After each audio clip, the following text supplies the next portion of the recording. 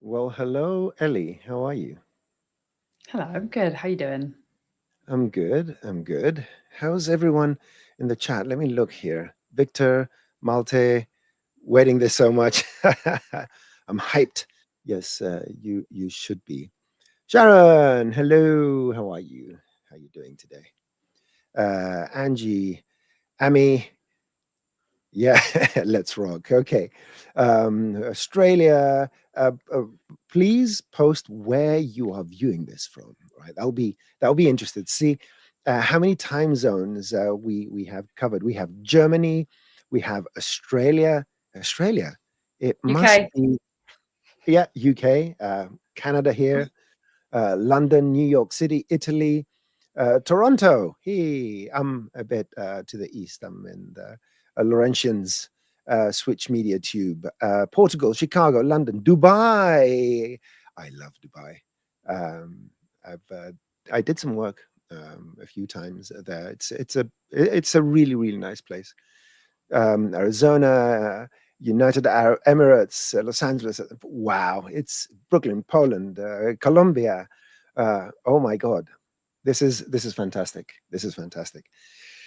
France. What else do we have here? New York, Egypt. Um, yeah, we Dean. I'm sorry, we can't do anything in terms of the upgrades and all that. You do have to contact tech support. Okay, Nigeria, Colorado, yeah, Scarborough from Toronto, Des Moines, Philadelphia, Belgium, Brazil. This is fantastic. We're everywhere. We're everywhere. So today we have a couple of exciting things. I will have to go through the housekeeping, so please pay attention or go get some coffee. And I'm going to put on the housekeeping and post a little link in the chat, hopefully the correct one, but hey, doesn't matter. So let's go here to the comments. If you click on this link, you'll get to this page here that has all the links to the Maxon events, Cineversity, sign up for newsletters and information, go and see the training team YouTube channel, and of course, ask your questions for the Ask the Trainer and any other questions you may have in terms of how tools work and so forth. Licensing and stuff like that, we can't deal with. Anything that you think is tech support, please contact your customer service in your region. And but for technical questions about how Cinema 4D works, tools and stuff like that, please send us questions. So in the Maxon events, you'll find a list with all the great stuff that's going on, shows that are coming up, and so forth. And don't forget that in January, we're going to have Dominic Rookley, that is a Sine nodes and particle aficionado and genius. And he's going to be showing some of his amazing work and explain a lot of things. So stick around in January. Don't go on holidays. If you do, just make sure you take your internet with you. And of course, you can watch these live on the Maxon training team and the Maxon YouTube channel. But if you want to watch them recorded with timestamps and comments that are kindly provided by our mentor and very good friend, Dr. Sassy, uh, please watch them on the Maxon training team YouTube channel. And of course, I have to repeat this every single time because you have to learn ZBrush. Anyone that has any artistic inclination, go get yourself ZBrush. And now with ZBrush on iPad, there's no excuse that I don't have space on my desk. Well, I'm talking about myself. I don't have much space. It's full of garbage outside the camera frustum. Everything within the camera cone, everything in the camera cone here is nearly perfect. I see a glare on my back screen there. Yeah, my view of mine is, yeah, a lot less neat than it looks. That is show business, though. That's Mm. like they used to shoot westerns back in the day, where there was no real village; it was all facade. And of course, don't forget to go to Cineversity to watch the latest and greatest videos. Oh, I always look at this guy and I feel, hey, look at this cheeky bugger. Okay. Having said that, let's begin. Let's show our faces here. So, is everyone prepared?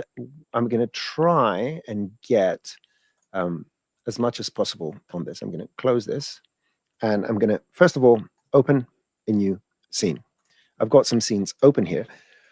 I'm going to start talking about one of the new features of the particle system, which is custom properties. And we'll take it from there. Now, if you go to your project settings, simulation particles, you will see there's a couple of new tabs, and things have shifted around. This came down here. Now we have on the top the particle properties. Now, these are the standard particle properties that you're used to. And by the way, if you miss any details, if I skip anything, well, I am going to do comprehensive tutorials about custom properties and about the Particle Nodes Modifier, and we will even proceed with some more nodes tutorials as we move forward in the next few months.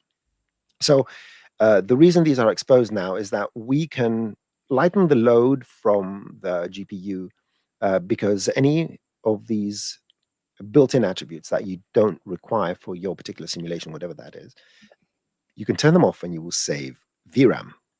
And we know that VRAM is the most valuable commodity when it comes to GPUs. And here we have this new tab that says Particle Custom Properties. And you can just add as many as you want, and you can set the type. Now, what I've made, and what I'd like you to do now is take a screen grab of this. I'm going to leave it on for a couple of seconds. This has a little chart that allows you to know for various of the particle parameters what's the expected, the recommended type, and what's the accepted type. And I'm going to explain what this means in a second. But in any case, you can use you have to use a unique name. If I try to name this the same, it won't let me do that. So all the particle property names need to be different from each other. And you designate what type it is. And using that chart, it won't be a problem. Now, this does require a slight understanding on what you would need for a certain thing to do. But I think it's not that difficult to start getting into it when you get into more programmatic things. So let me remove this and this and this. And I remove this, doesn't matter. So what are these custom properties about? Well, let's go to my particles layout. And let's create most basic of emitters, the basic emitter. You will see that in the emitters, we have these new output tabs. And if you click on it, the emitter, the basic emitter, allows you to create a custom property. In this particular case, this is going to be a Boolean one. If a particle was born, and it will be yes if it was born and no if it wasn't. Now, I don't know how that works, the no, but it allows you to create a custom property for a particle that was born, and also the UVW coordinates of that particle in terms of where it is in space. This makes a bit more sense if we create a mesh emitter. I'm going to create a sphere. I'm going to create a mesh emitter with a sphere as the source, and the output now has other attributes. So the born again, the point index, if you're using point emission, will turn on. And if it's not point emission, it's surface emission, you can have the normal direction of that particular polygon or the UVW coordinate of that polygon. Now, let me tell you what you can do with these things. First of all, how do we create it? Because the way you create these custom properties and load them in these is something that we are still working on. You can do it. It's not difficult, but it probably will improve in the future. So I want a normal and a UVW coordinate. Both of these are vectors because they need an X, Y, Z coordinate. So I'm going to go to my properties here and add a vector. There it is. I'm going to call this my norm, which is a normal. You can put a name. I just like to put my to distinguish it from any other parameters. I'm going to create one more. I'm going to make this a vector. I'm going to call it my UVW.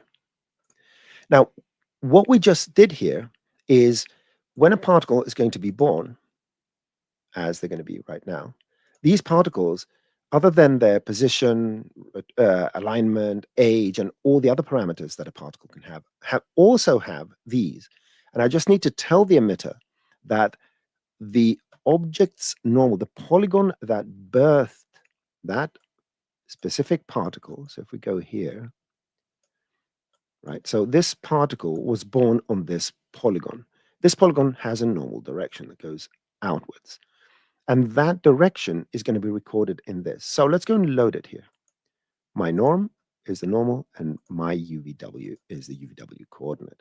So from now until the end of this particle's life, amongst all the other data it has these two custom properties. Now, the question becomes, what do we do with these? I mean, why would I want custom properties? Well, there's a sample file I made, and now I've got too many things here, so I need to go here and read the whole names. Something that has back and forth, okay? So let me show you an example of how you can use this.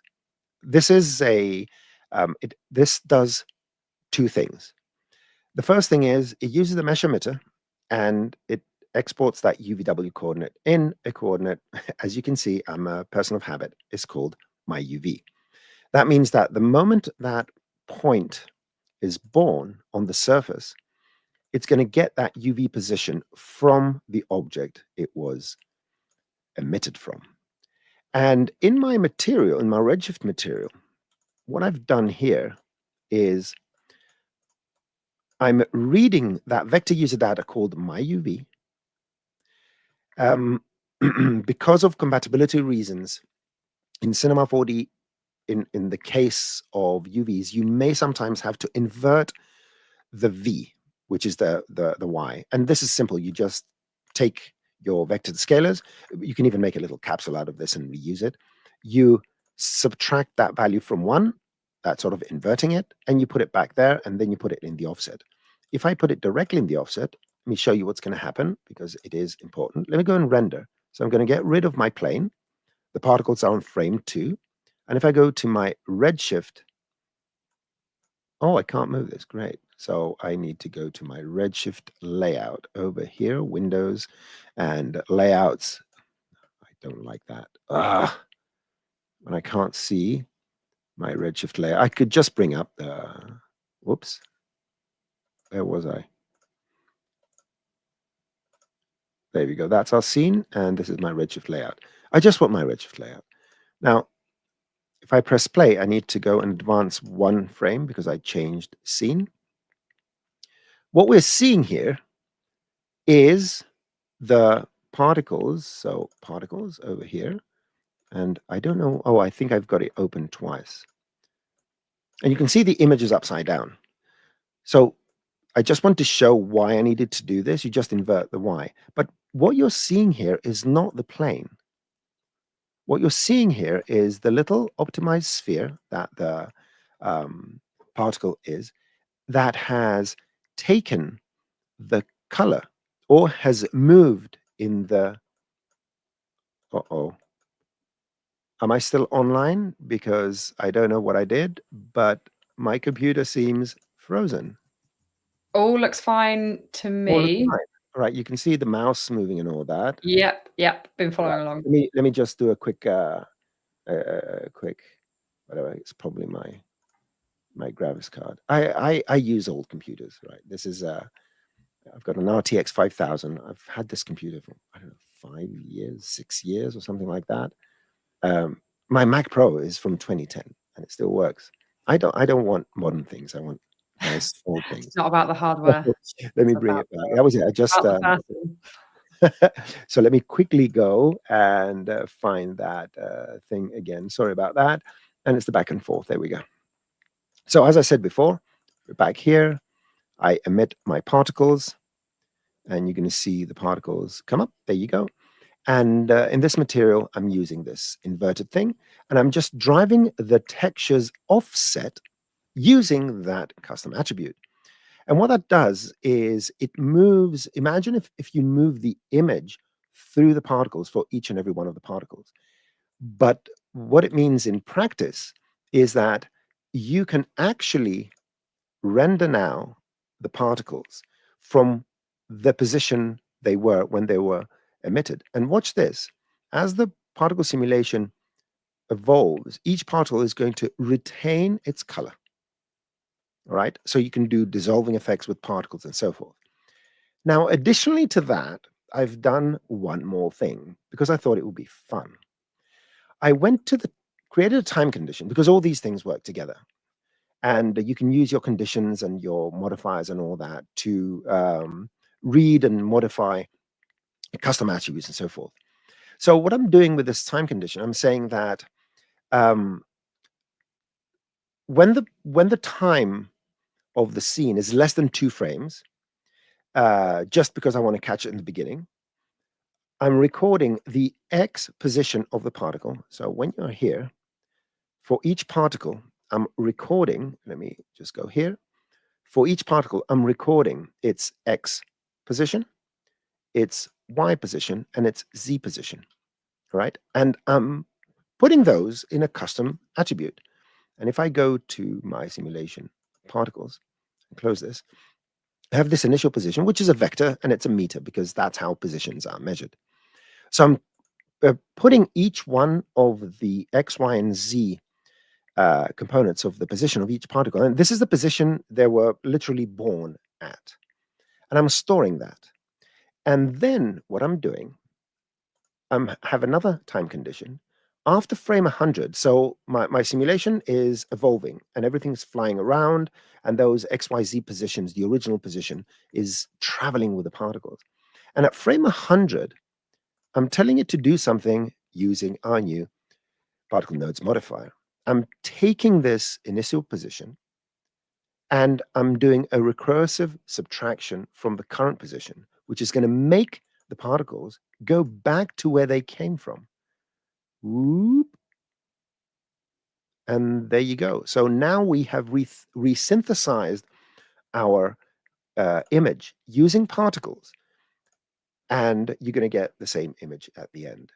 So this is a very small example how you can do a double effect. Number one, use the UV properties of an object to colorize your particles. And second of all, store the original position where the particle was born so that at a later time, using any mechanism you wish, you can bring them back to this. Now, I would say this sort of sounds a bit complex, but the good news is that there are ways to use these tools, whether it's the custom properties, which you can use independently of the Particle Nodes Modifier, or the Particle Nodes Modifier, which you can use independently from there. These are two different tools. Now, I'm going to get a bit into the Particle Nodes Modifier because everyone wants to see that as well. And I'm going to start with the simplest form of doing something. We're going to start from scratch. So I'm going to go and create a very simple basic emitter. And the way the Particle Nodes Modifier works is very similar to all the other particle modifiers. If it's a child of a particle group, it will evaluate those particles. If it's outside, it will evaluate all the particles and so forth. It has some little secrets, though. One of them, you can take a look here, which I'm going to talk about in tutorials. For now, I'm going to leave it at default. The other one is fields.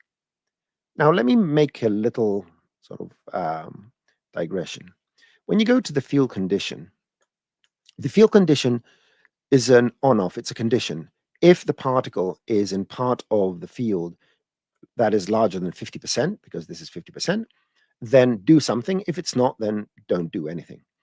But what if I want to use any of the values of the field? So let's take this field here. The field has a value, a color, and a direction.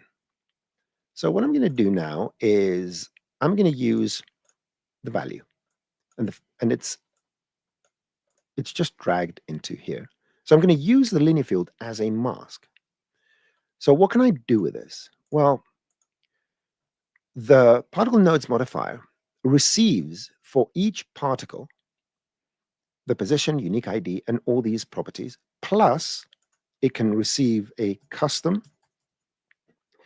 or property, type property. I can get a particle property for the particle that's coming in. So what you see here is a loop. First particle comes in, you do what you do. The second particle comes in, it does what it does, and goes on and on and on. I can also get arrays. I can get all the particle data of the scene in one go and go and pick what I want from that. I can also go and get the array of any property I want. So all the data that's associated to the particle simulation is available in here. Now let's go to what we're doing here. The particles are moving in a certain direction. We can see they're going in the Z direction. I'm going to make them slightly bigger. And I want to use the direction of the field. Now, for anyone that doesn't really know, the field usually is used with the value. So it's 0 on one side and 1 where it has the arrow. But also a field has a direction. Wherever you see the little arrow, you'll find that in the target, effector, and a few other places. So I'm going to use this as a mask. And what I'm going to do is I'm going to get, let's get the position.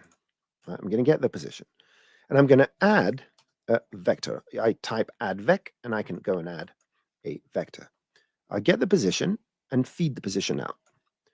And I'm going to go and add 1 in the y. And this is what this is going to do. The particles are going to go upwards because with each iteration, 1 centimeter is added to their position.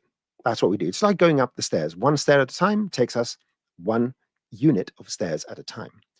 But I don't want this to be just like that. I want to be able to mask that value using my field. So you can see here we have feed a field value, field direction, and field color.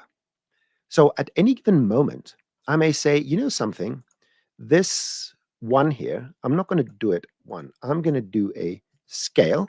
A scale is an interesting node that allows you to pretty much multiply things. I'm going to get the field value, and I'm going to scale, let's say 10 centimeters, and feed it in the y. What's going to happen now? The field, depending on where the field is, and let me add more of these, I can change when these things are going up and when they're going down. So even doing something simple as this, as just adding a unit based on the masking of the field, automatically, immediately gives you much more power over what you're doing. And you can affect the position, radius, the velocity, the color, or anything like that, including the custom attributes. So what if I want to use this to define direction? Well, let me remove this scale for a second. And what if I want to do, I'm going to go to my Particle Nodes Modifier and say, you know, I don't want the value. You can get them both, but now I just want the direction. And the direction usually is from the lower values to the higher values. So here, this field is this direction. It's now pointing to the plus Z. Whereas I'm moving up, if I rotate it, now it's pointing upwards. So wherever the arrow is pointing, that's the direction of the field. And I'm going to take the field direction and add it here. You know, so the field direction is going to define which way they're going to go. Look at that. And they're going up. And if I want to make this bigger, then I change my scale to vector. I say, bring the field direction in here, put this here, and now I can multiply this and make them go faster and faster or slower and slower. And if that's not enough, you can actually use the same field or another field to mask the effect and use that in here. So you can start now adding various fields. Let's create another linear field. Why not, if we can do that? I'm going to create another linear field. I'm going to put that on Z as well. And I'm going to call this mask. And I'm going to make sure that the one is direction, the other one is value. And what I'm going to do is get the value and put it here. So what should happen now is that one of the fields controls the direction, the other one controls the orientation. And I can move my mask around, I can bring it in, I can move it out, and now they're not going to turn because they're not masked, and then I can bring it in, that they're going to start to turn. I can even put another multiplier if I wish over here, a different scale, and so forth. For anyone that's interested in wrangling data, this is a time to get into it. So this was just an example of how you can use fields. And the great thing is that you can use it with any kind of data, you can do any kind of transformations. Plus, it also complies to the values the field has. So let me give you a quick example here. I'm going to delete this. I'm just putting the field value, and what I'm going to do is I'm going to get the field value and put it in the Y, just like I did earlier. Remember I did that earlier? And I'm going to get this back to 0, 0, and 0, okay, and bring it closer. Let me give you some more visual space here. Okay, so what this should do is it's going to get the value from the field and start taking them up by one step, because the fields by definition are clamped at 1. If I unclamp this and go and remap it, now the values I'm going to be exporting is from 0 to 200, which is 2000%. So you don't even need to do the math. I'm adding, field value. Oh yeah, my bad. See, that's why you need to be careful. I don't have a value, it's off. I've got the direction. So now this is going to work. There you go. So now the field itself is providing 100% the value of how much these are going to change. You can go from 0, you can animate this, you can use this with noises and so forth. Talking about noises, you can go here and you can say, you know something, I'm not going to use a linear field. Just turn it off. I'm going to use a random field. And now we're going to get all sorts of random particles going up and down. I can go and extend my max a bit less, maybe. There we go.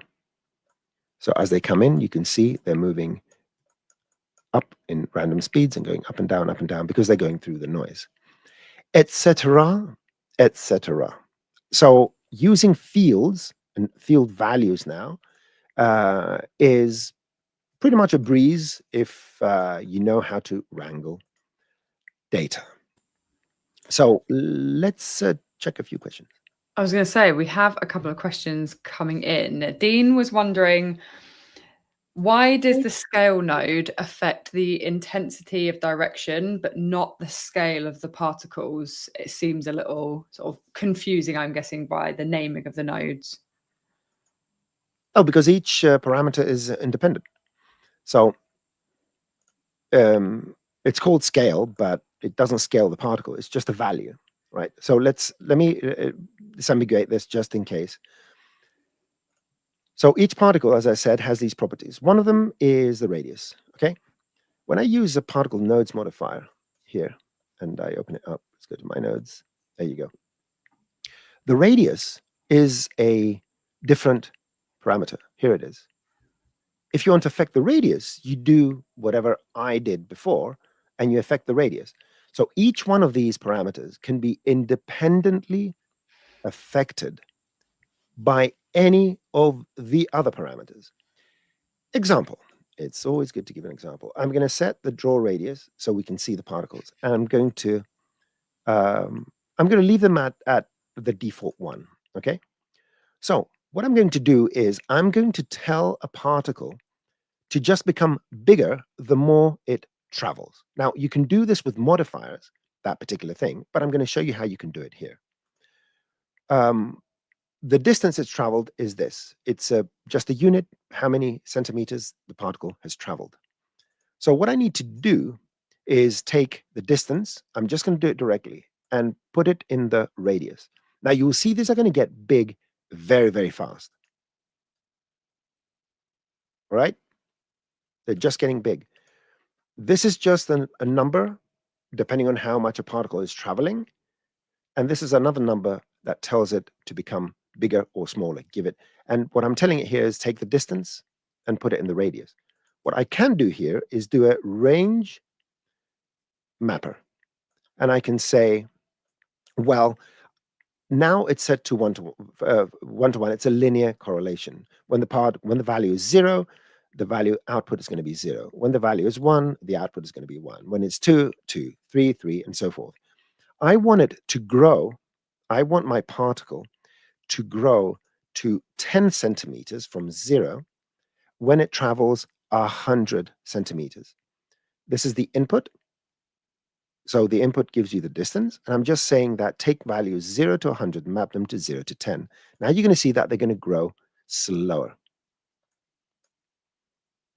And again, you can do this using modifiers, but this is a very simple way to explain how these parameters work. And you can use any of these parameters. You can use the age. Let's take the age now and do the same thing. It's just going to grow at different rates, and that's because age is in seconds. So 100 seconds is quite a bit. So I'm going to put it to 2, and now you will see that every 2 seconds, the particle becomes 10 centimeters. So in 4 seconds, so 4 times 30, it's going to become, what is that? 20 centimeters. And this is how we drive the data. And the great thing is that you can do some interesting math in here. Okay. So I hope that was, we're not scaling the particle essentially, right? We're just wrangling the data. There's no, let me put it this way. Inside this graph, the graph does not know it's dealing with particles. The only thing it knows, it's dealing with data. And we know that this data is coming from particles and going to particles. The system doesn't know that. It just reads streams of data. We know it's all particle, but the system doesn't. Just sees numbers. Anything else we have? Perfect. Yeah, thanks for that explanation. Yeah, we had one from Demi's Art. So this was back when you were talking about the UV properties. Yes. Can the new UV property be used to make particles morph, not only in shape, but also in texture from object to object?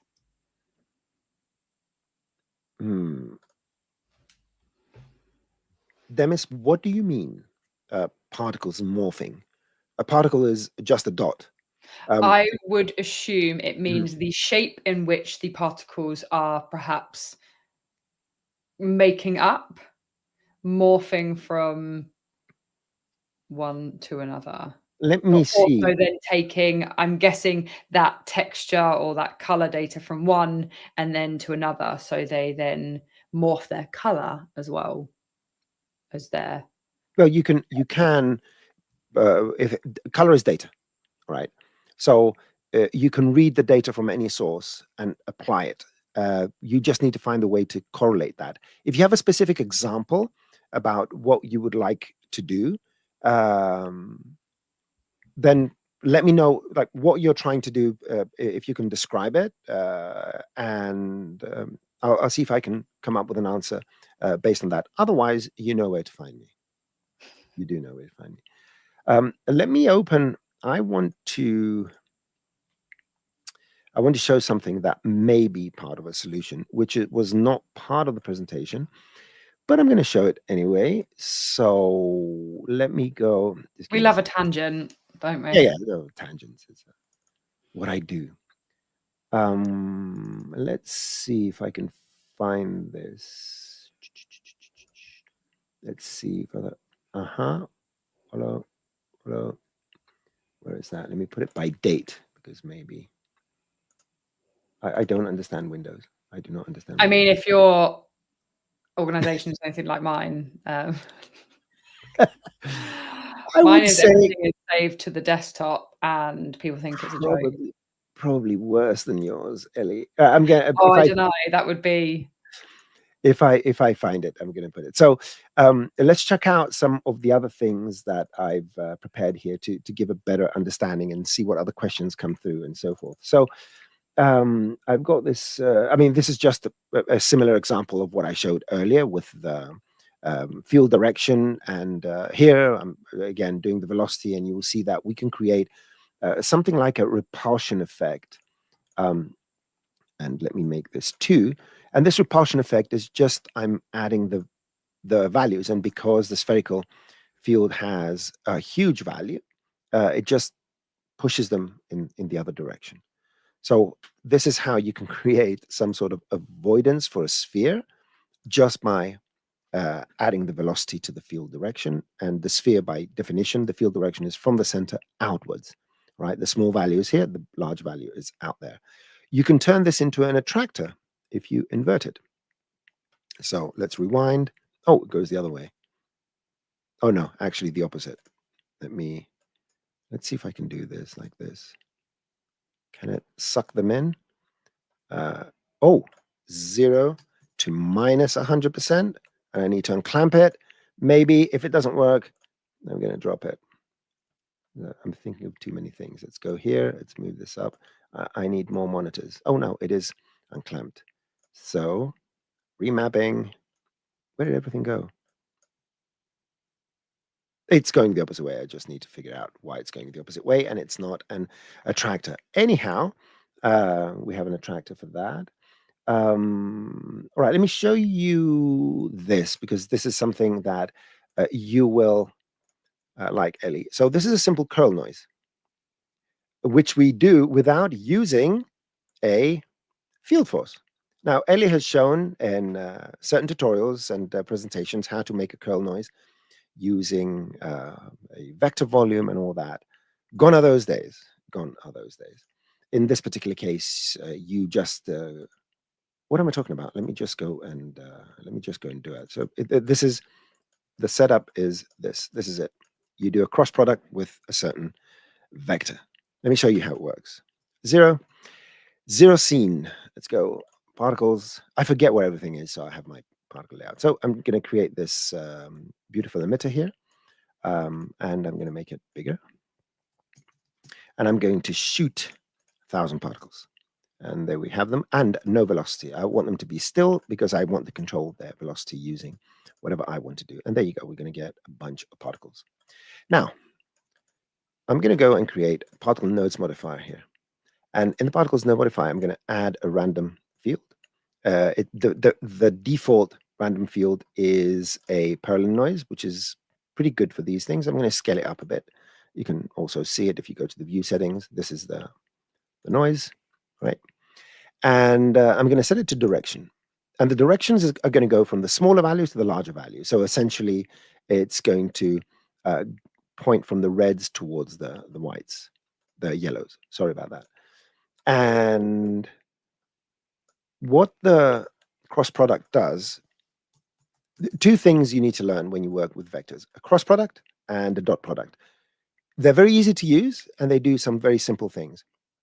The cross product will give you, it's the ideal way to give you a perpendicular vector. So if you cross one vector for the other, it will give you the third vector that points upwards. So we get a perpendicular thingy here. And what we need in this particular case is I'm going to cross the field direction with the y with the y up.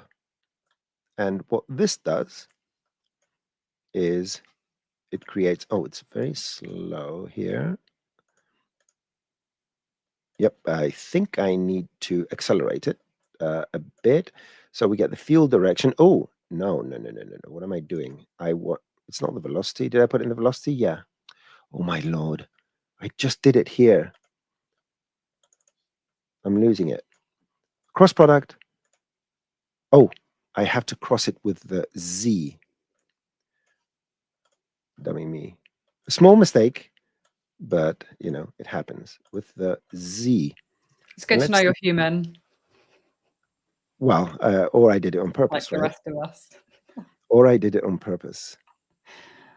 You never know. I'm getting some small movement. There you go. Very small movement.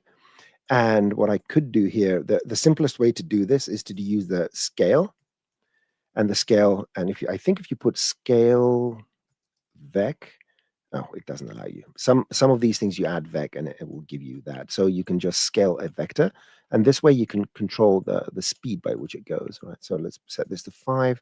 You can see they're starting to move faster, 60. But there you go. And imagine these are, let's say, 60 centimeters per second or something like that. And this motion, all you have to do to this motion, so again, you get the cross product with the z vector, and I'm just scaling up. I'm just making it faster. And let's go and grab this, go to MoGraph and use a tracer. And there we go. So now we have this curl noise on the surface.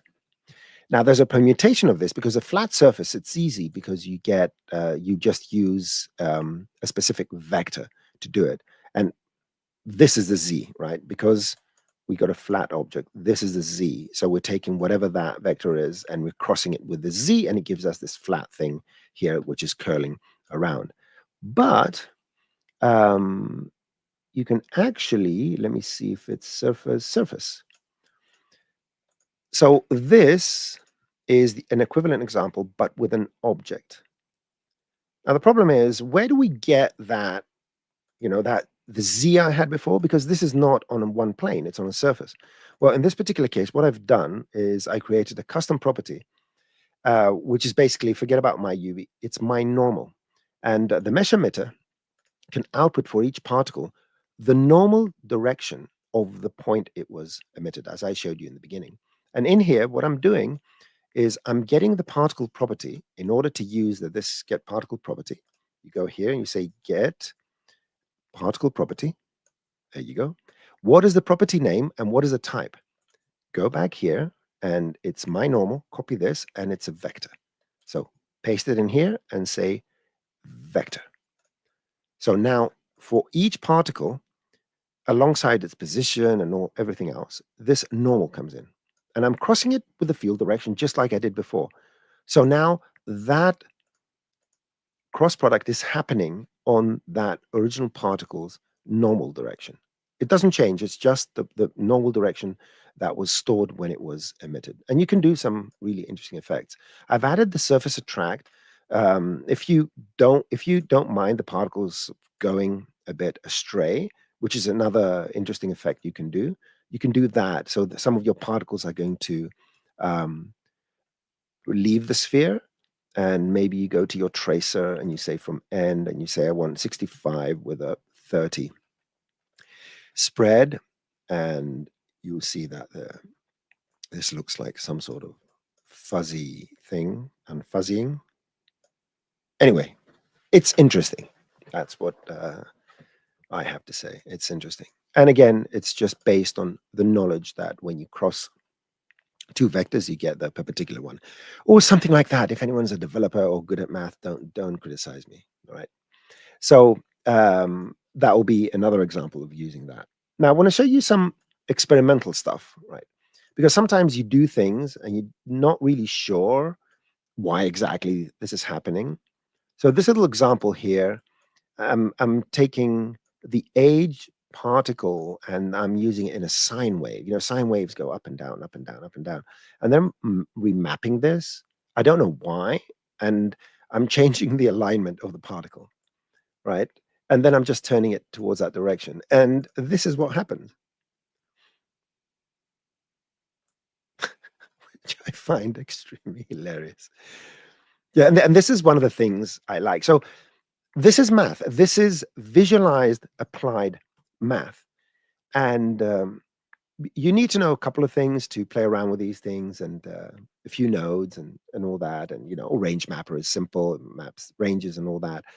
And yeah, you can get interesting stuff. You can use this, right? You can use this. You can freeze the spline and say, oh, I'm making ornamental, an ornamental porch, and I need these ornaments. So just go to the tracer, right click and say current state to object. And there we go. We have little ornamental things in our scene. We can use them any way we want.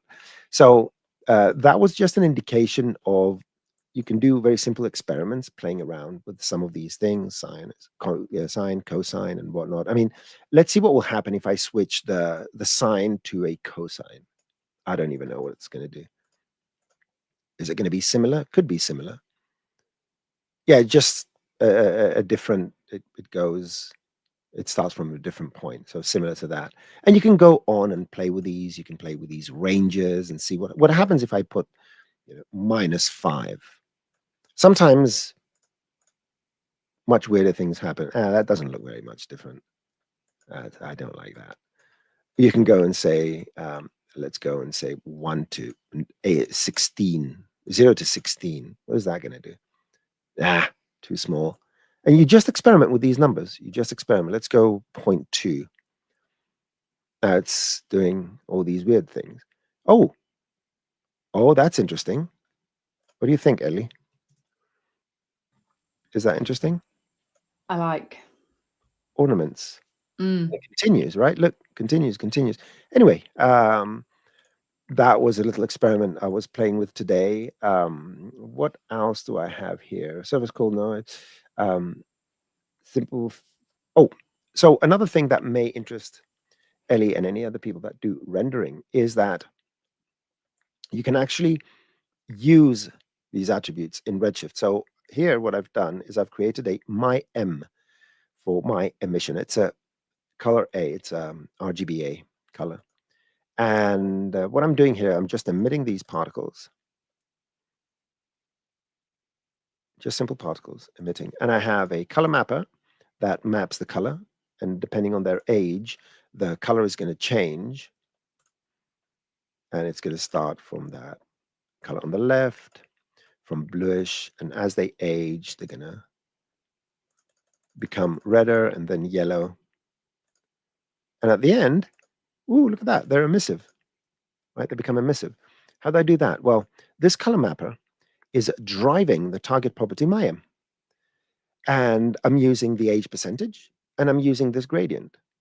And in Redshift, by the way, when you get user data, let's get color user data. The new custom stuff is where it says standard particles. So wherever you see standard particles is where you're going to have the new particle systems attributes, whether they're custom or the ones that are built in, unless they overlap with the ones that they use in X particles and so forth. So I'm getting the color user data. This is the color, standard particles color. This is the color that comes from the particle or from the emitter. If you go to the properties and look at the color, this is the color. And here I select my M and I'm driving the color of the emission.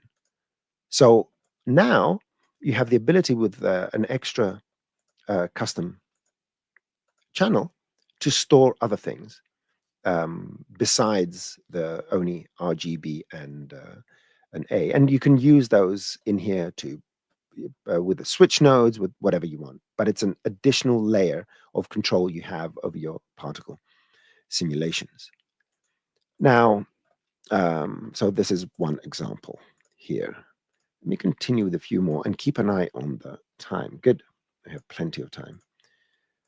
So I've checked that one out. And now let's check out this. So let me close these. Oh, I'm not going to close them just in case anyone wants to ask a question. I'm going to show you some examples. And let's start with a simple sine. And this is just emitting a single particle, if I'm not mistaken, just a single shot. And here it's a bit more complex, but what I'm doing is I'm using, instead of the age or the distance, I'm just getting how far it's traveling on the z-axis. So this is how you do that. You say, well, from my position, split the vector. I can remove these because they're not going to be used. Take the z and modulo, go to my YouTube channel, YouTube/@Noseman, and I have a video on what modulo is. And what this does is every 200 units of x, it returns a number from 0 to 200 because it's the remainder. And I'm remapping that from minus pi to pi. I don't even know why I did this, but when I do rotations, or I just use pi, and it's easy. You don't even need to remember the number. You go here and you say minus pi, and it gives you that number. I mean, that alone, the ease of use makes me use pi. And I decompose a matrix from the alignment because I only want to affect the x, and I put it in the alignment. Again, these are experiments. And what this does is it creates this fully programmable sine wave. Now, the question is, why did you do that? Well, that's because you can extend this with a few more inputs. It's the same thing, a bit of randomness and all that. The same principle. Here I have the cosine. And what you can do here is random cosines. Not only random cosines, but I'm using the field value here to scale that using a random number.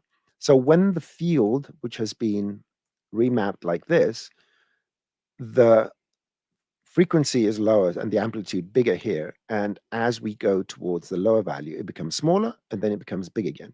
So now I have a thing which is, it's got a bit of math in it. And let's make this a bit wider. So this is now a wave, which I can control using a linear field and change the way these oscillate, or just leave it here, and I can sculpt my particle motion and so forth. Now, the one thing I need to remind you about nodes is that for any one of these operations, you can go and create your own little asset for this. When you make something that does something, you can get the whole thing and you can group it. And you can say group nodes. Here it is. You can name it my thing. And you can even set it as an asset. Put some, proper naming, distance, or whatever else you want. What is this? Field value. And this is the alignment. And this is, the seed. I'm going to put UID for unique ID. And from this point onwards, and this is alignment.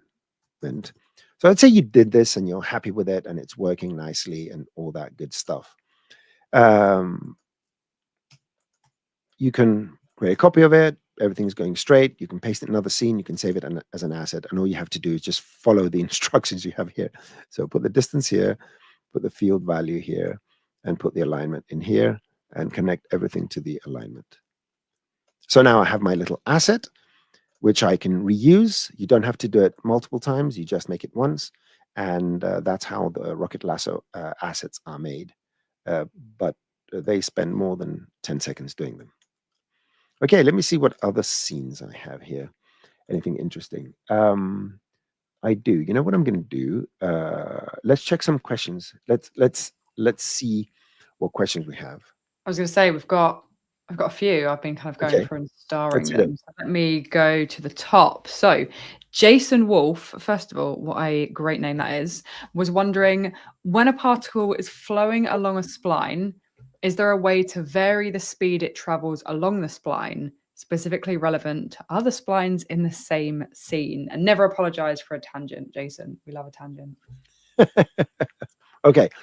So when a particle's flowing along a spline, is there a way to vary the speed it travels along the spline? Relevant. I mean, what does relevant mean? Programmatically, you will have to use something like Particle Node Modifier. All right, let's see what the spline follow spline gives us. The follow spline gives us as custom properties the inside effect radius, the distance, the segment index, so which segment on the spline you're on, and the t value. So this is a time value. So I assume that you can use those, because if you want to change the speed, let's say you're going or using the age, you use the source scale is what will define the speed. And I think it's 1 divided by the frames per second is, no, if you want, all right, no, 1 sec. If you want your particle to go from one part of the spline to the end, traverse all the spline in 4 seconds, you will divide 4 by the frames per second. Yes, that's what you need to do. So this is a general rule for the speed.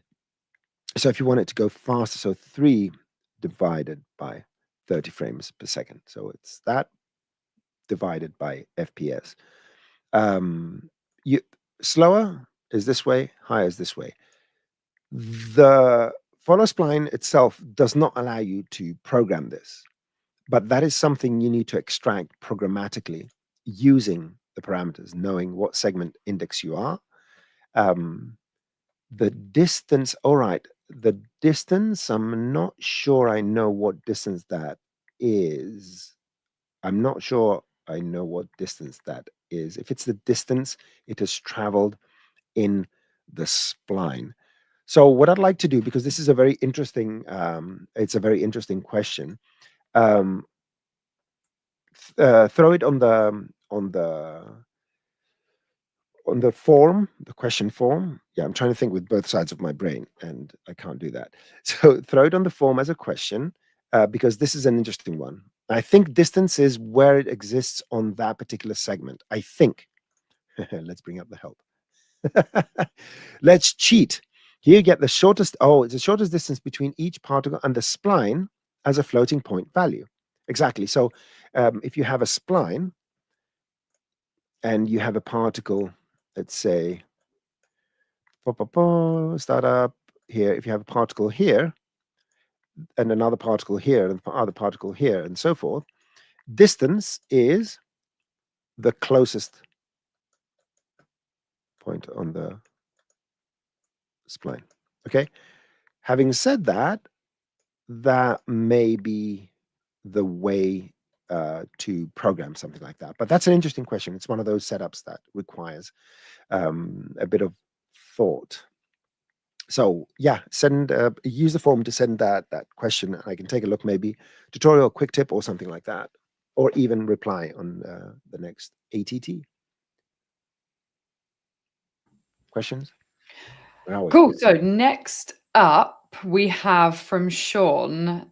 They're saying we're really liking some of the new additions, but wondering how you can account for different particle sizes, radius variance with collisions for the equivalent of a fluid grain sim.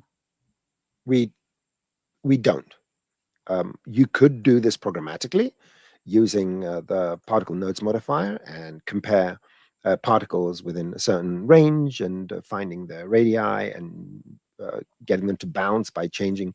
It needs programming. It's not impossible to do, but it requires program. We do not have a fluid grain solver and a particle-to-particle interaction other than the typical modifiers that blend, flock, and predator-prey. That is the answer. Cool. Another one from Dynamic. I'm trying to make radius dissipation based on lifetime, but I couldn't extract the frame from lifetime because the lifetime input in the node editor is of type time. So I've thrown that out there. I was trying to make radius dissipation based on lifetime. You couldn't extract the frame.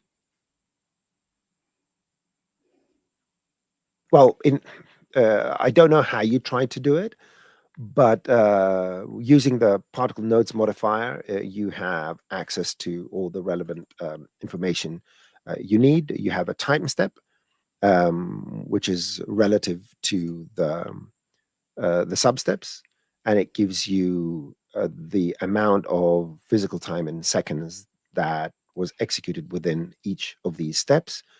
The Particle Nodes Modifier allows you to execute every substep, the first substep or the last substep. So every substep, it's going to take into account every single one of these.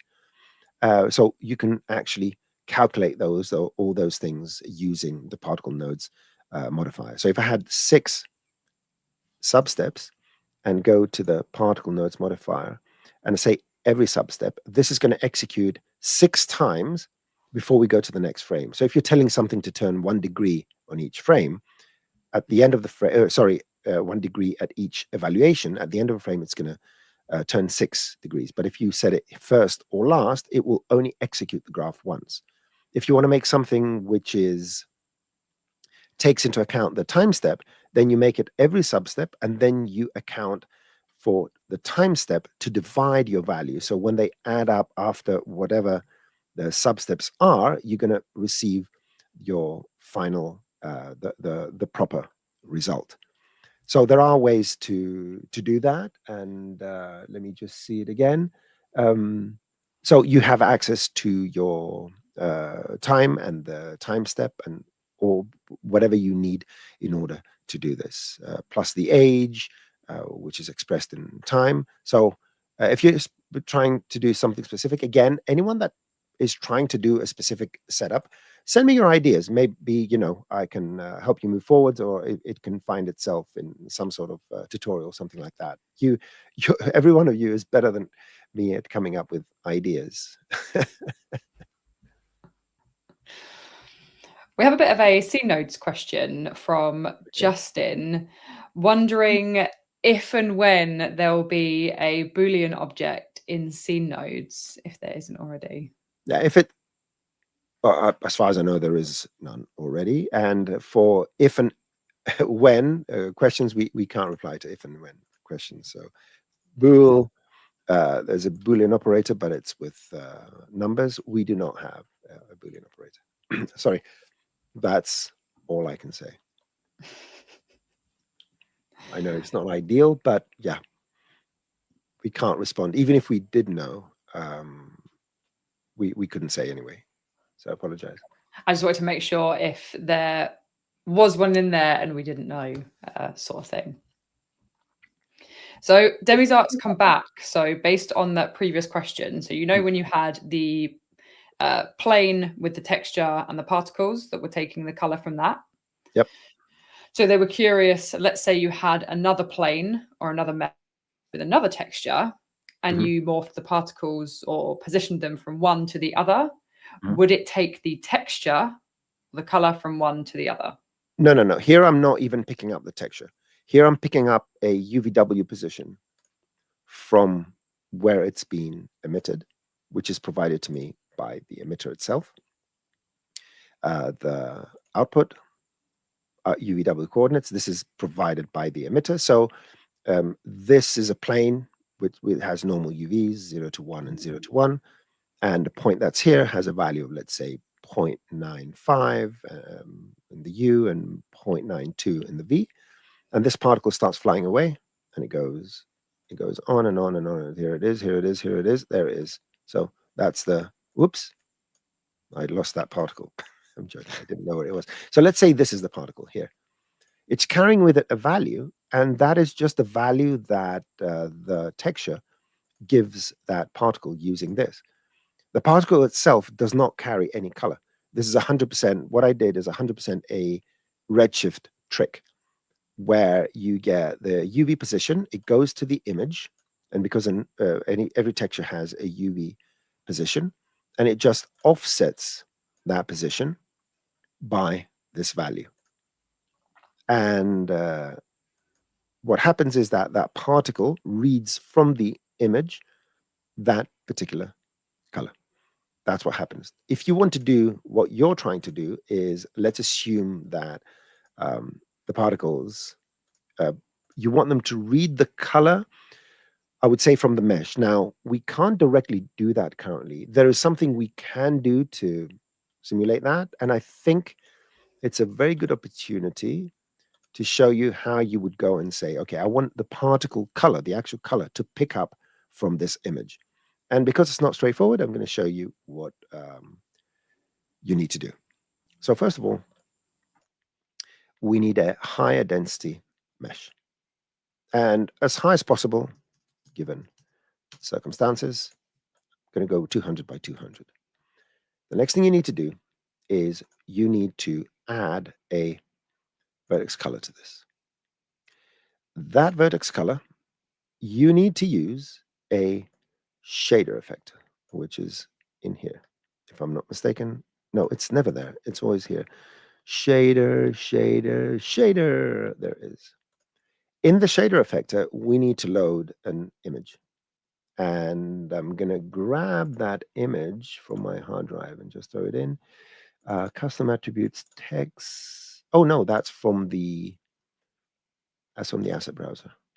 That's from the asset browser, and it's called, what was that called? No, that was, I had my image, I had my face. Of course I would have my face. That is Baby Dragon. So let's go and find it and throw it in there. So Baby Dragon, and let's go to this in the shader field, and let's drag it here. Boink.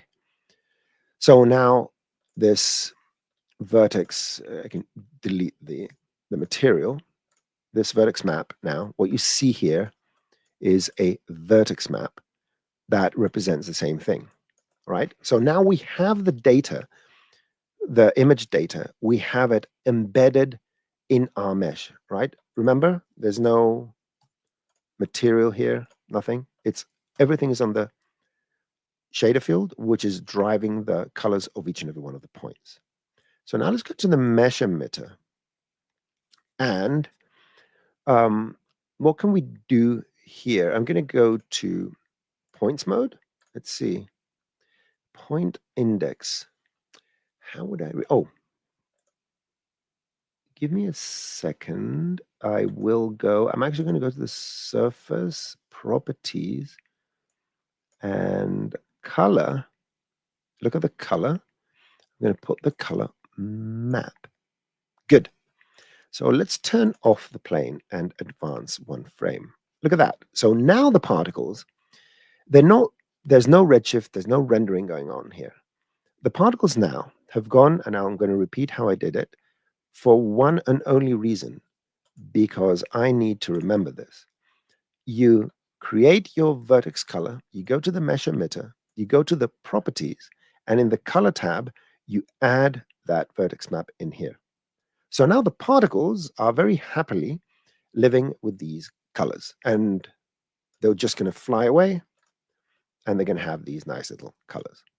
Now let's assume that you want these particles to go somewhere else, land somewhere else, and assume those colors. All right? What we need to do is, first of all, we have to, it's better practice. We don't have to guarantee this, but it's better practice if, and I don't even need this anymore. I don't want to subtract anything right now. I'm going to simplify this to see how far I can get. So I want these to land, let's say, on another plane. So I'm going to create another plane. I'm going to move it here. And I'm going to go and add another image. So let's see if I have an image of something extremely beautiful. What do you think, Elly? Oh, stunning. Stunning. So the question is, how do we read? How can we go and read the data from this? Now, there are a couple of ways, because our planes are the same, right? They've got the same points. Another thing we could do is emit a second batch of particles that emit static particles, and then use a particle nodes modifier to read from one and transfer the data to the other. That requires a bit of setting up. I'm trying to think if there's a better way. I'm going to try and see if I can get it to a certain point, and then I'm going to say we're running out of time, and we won't be able to do this. But let me think. Now, one thing that was has been improved in the node system is that I can take an object, for example, make it a child of a modifier or anything like that, and there is a new. You have the ability to add an input, which is an object child. And this is going to take the first child and bring in the geometry. With the geometry, it's probably going to bring in the colors, the vertex map colors from this. Let me go and change the name to Avatar. I don't know if this is going to work, but I'm going to try it anyway. Dragon. So what have I done here? What have I done here? I've made this a child of the Particle Nodes Modifier, and I right-clicked and I add in an input that says Object Link. And this, under this object child, it's giving me a bunch of data, including the geometry. Now, just to make things be a bit more less programmatic, I'm going to do a points emission so that I get one point, one particle per point, because I want the number of particles and the number of points I have here to be the same. It's just going to make things so much easier. Okay. So let's see what we can do now. I'm going to move these particles. I'm going to make them move that way. Anyway, it doesn't matter. I just don't want them to have that turbulence. I just want to see them in their proper color. Oh, and the colors didn't come through. Properties. Where's my color? Vertex color. Oh, there we go. It's because I changed the name and it was saying vertex color instead of dragon. So that was, so here we have these points, and the particles, I don't want them to be moving. I want to see if I can change their color to match this one over here. So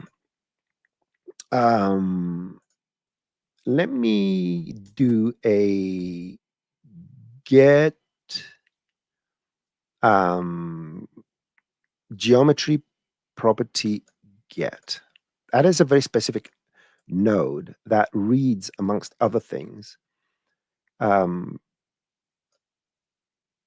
vector colors and vertex maps. And I'm going to use the second one. Okay, so this is going to return a bunch of numbers which represent the colors of this.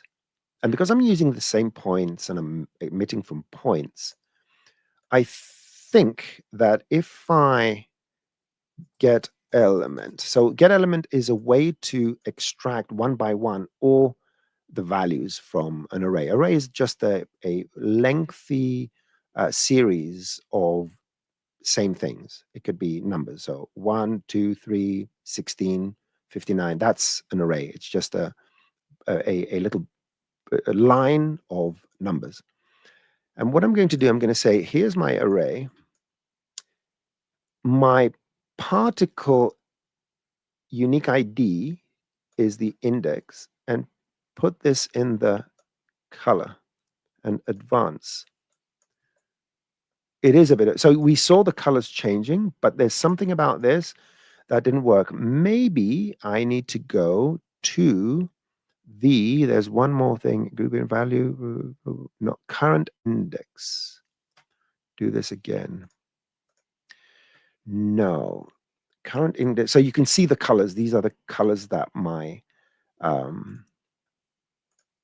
image has, but for some reason it doesn't match the same colors to that. So see, this is something that I want to take a look at, because these are purple and yellow, and the other ones are orange, silver, and brown.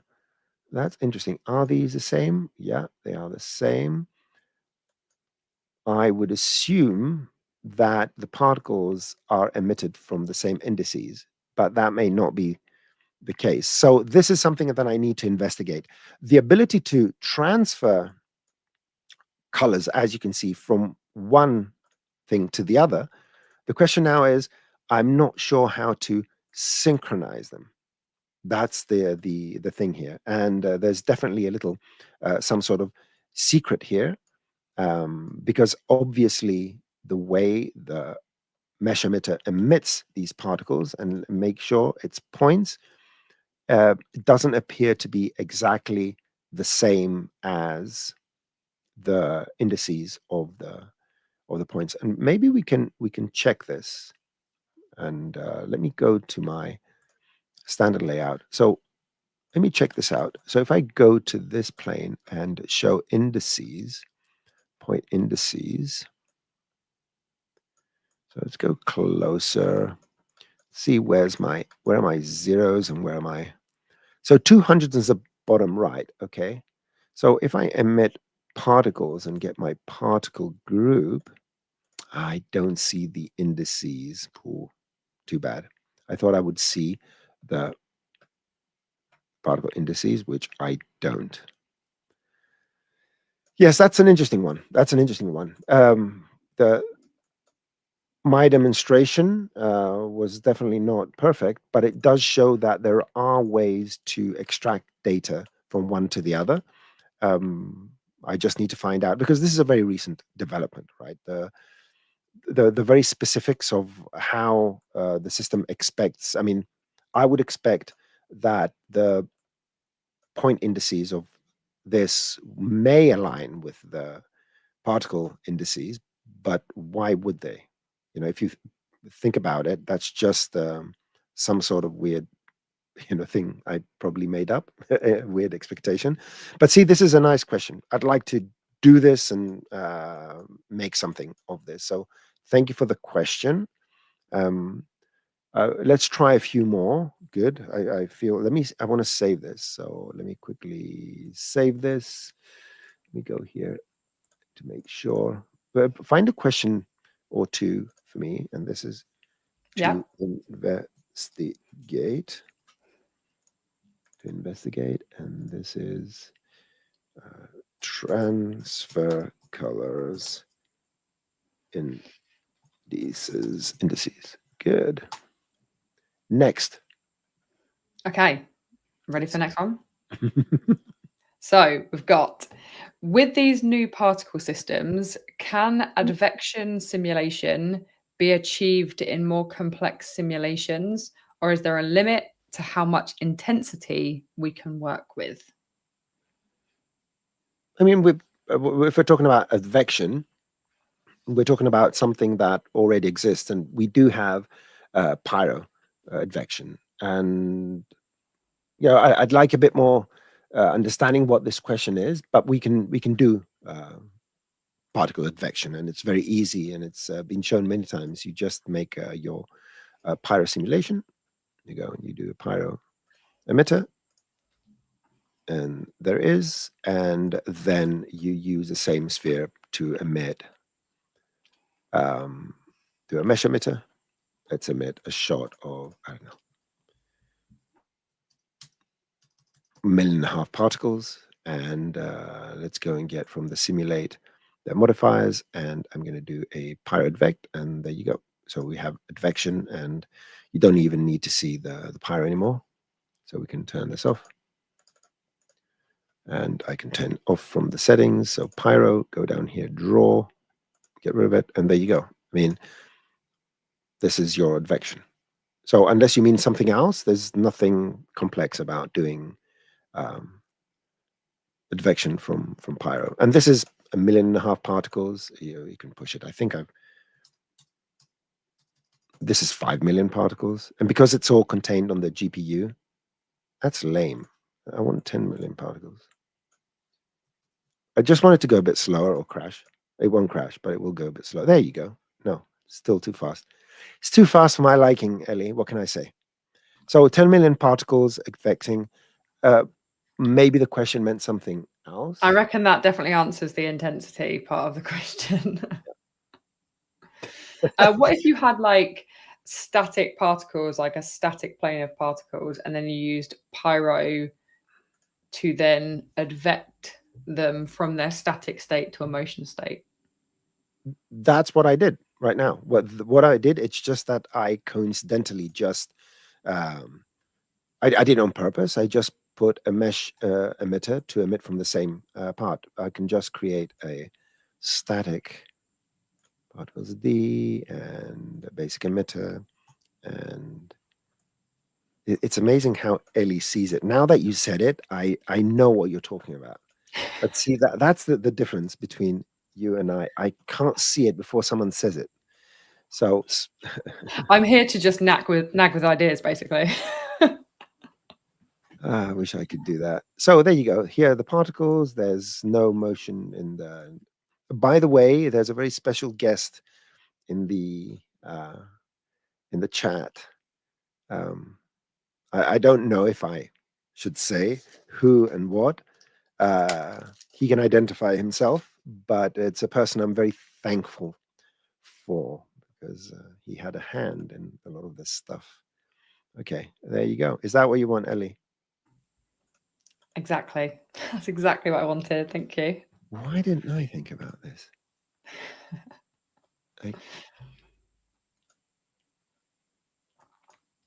It's so simple. Mm. So basically, I just created a static plane here. What am I talking about now?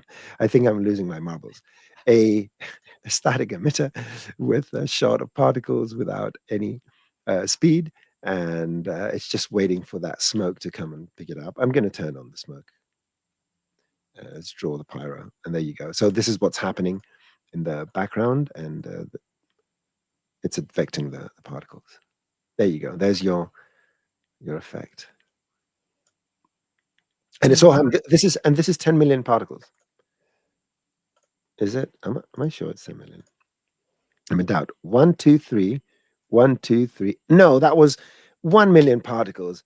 I'm a fake. I'm a fake. This is 10 million particles. Okay. I feel much better now. The fact you've got like the pyro sim going, moving it around, and then it's advecting 10 million particles is, I mean, very impressive. Yeah, hopefully we're going to get more stuff working on the GPU. One thing I need to say about this is that Particle Nodes Modifier, in order to calculate within the nodes context, it requires to download the particles to the CPU. So for very high particle counts, you are going to get a reduction in performance because the data you're wrangling in here not only requires to be processed in CPU. So anything that happens in here happens in CPU, and then it goes out here and it's sent to the GPU for further processing. And that requires the particles to be downloaded. So if you go to the Pyro settings here, you will see there are some settings about, not Pyro, particles, where it compactifies, it downloads the particles automatically on or off. And this is the mechanism it uses to decide which particle data is going to come here. And after it's wrangled, how to send it back. So, for example, I'm not going to try to do a field thing with 10 million particles because why wouldn't I? I don't care. I'm going to try. I'm going to start with 1 million particles.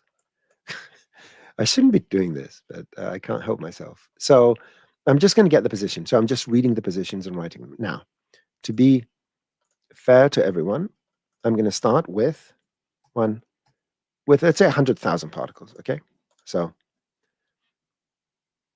okay, 100,000 particles. That gets a pass. Let's multiply it by 10. A million particles. Oh, Lord. What's going to happen now? Yeah, are we getting, yeah, it's slight performance. All right.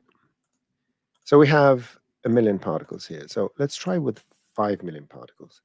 Is it wrangling the data or is it just passing it through? These developers are sneaky. You know what they do? They put all these optimizations to make things faster. I mean, that's a terrible thing to do. And you know what I'm going to do? I'm going to actually do something here. I'm going to add a vector. So arithmetic add vector. I'm going to add 1. Okay. Now I know it's doing something. See, it's adding 1. That looks fast.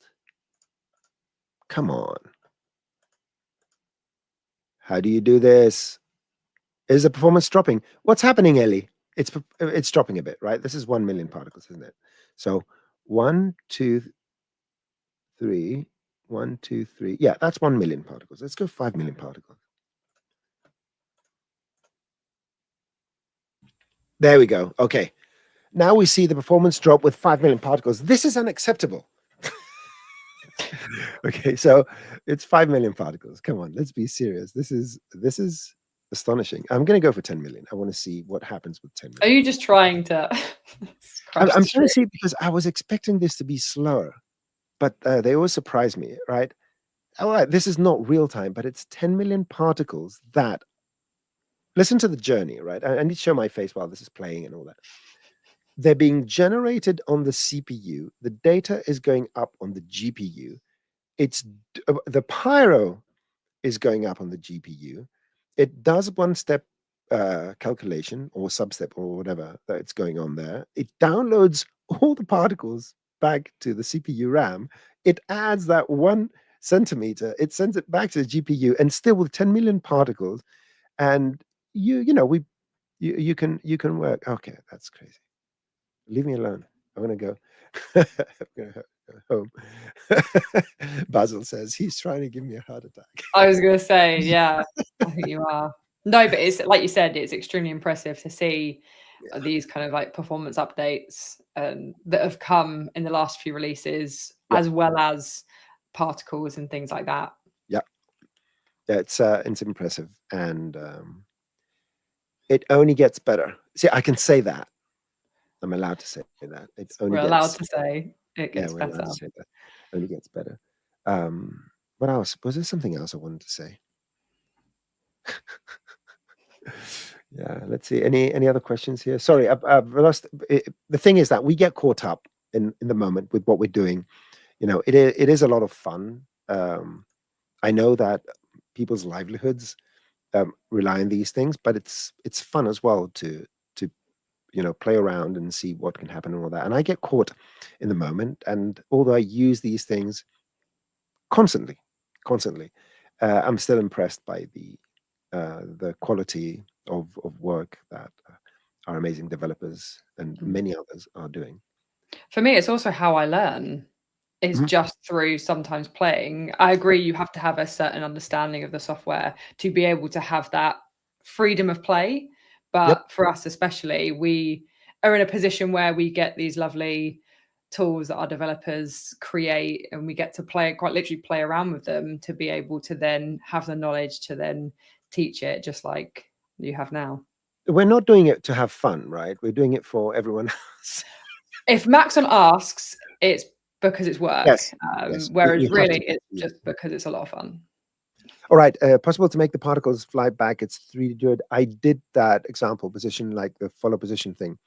Yes, and that was one of the examples. Let me bring it back and forth. So this is an example of what I did earlier with the particles. So they will fly away, and they would come back to their original positions.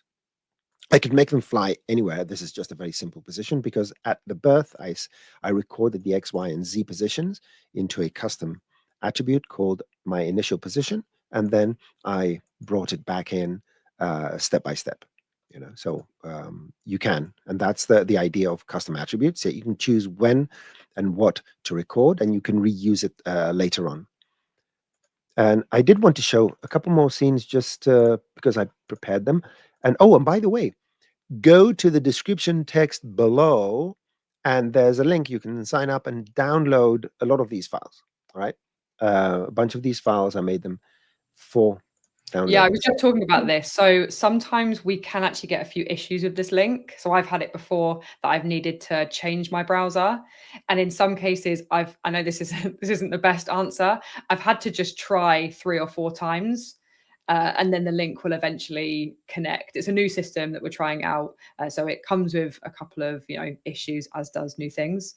But it should work. Try a new browser, or try just repeatedly opening, and then I do promise it does eventually work. Eventually it does. Mm-hmm. So let me quickly show a few of the examples. I'm not going to put full screen. So this is, again, me playing randomly. I think what I did, I got the random field. This is similar to that curl noise I did, but then I thought, why don't I make a quantized mechanism, which is just you multiply something, you round it. So these are the little tricks I've learned when using nodes. If you want to create something that's quantized, so 10 quantized 4 would be 0, 2.5, 5, 7.5, or something like that. Okay, don't kill me, but something like that. Quantizing, you just multiply a number by the number you want, then you round it. Sorry, is it multiply? Yeah, then you round it, and then you divide it, and something like that. It may be totally wrong, but or first you divide it. No, you multiply it, you round it to the closest 10, and then you divide it. Excellent, and that's how you quantize. And I just use this to control the angles so they don't go nice and swirly around. Again, these are just experiments that I did in the very early hours or late hours. I showed you this simple sine curve. We saw this. We saw the curl noise. Let's see if this is another curl noise here, something like that. Right, this is a more quantized curl noise for FUY thingies. This is another little thing where they're just flying in one direction and they're doing little random sine waves. And this is a setup for this. Again, it's not tremendously difficult. Probably I've done it wrong, and anyone that has used nodes a bit more than I have will be screaming at their screens now. And let me see if I have, no. So all the scenes I just showed you are available in the download. So you can just download them through that link and play around with them. Yes, that's what is that what I have? I mean, I'm having fun now, you see. Don't tell anyone. Twirly particles, we saw the twirly particles. So curl noise. Yeah, I think we saw what we need to see.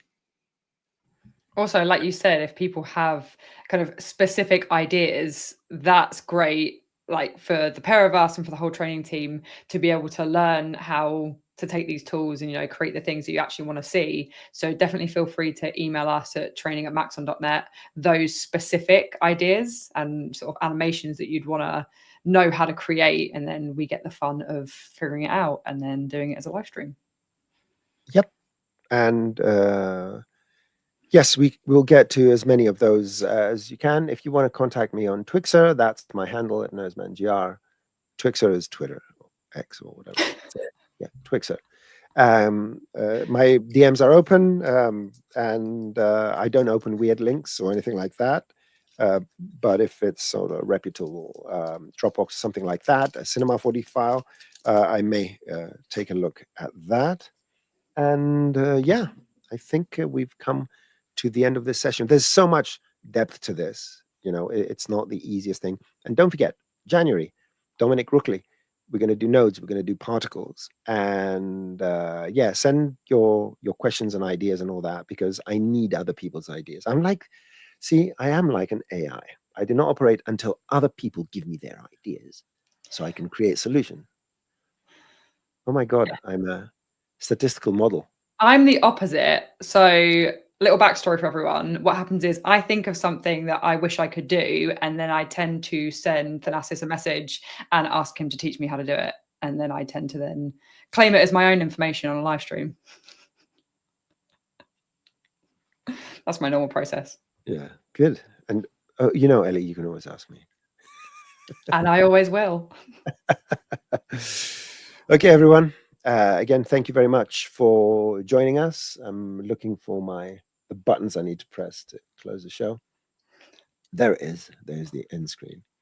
So thank you for hanging out with us. Download Cinema 4D 2025.1. Check these things out. Check the scenes. Ask your questions. And I'm looking forward to doing more deep and wide and complex tutorials about these things. And don't be shy to ask questions. Have a nice day. Bye, everyone.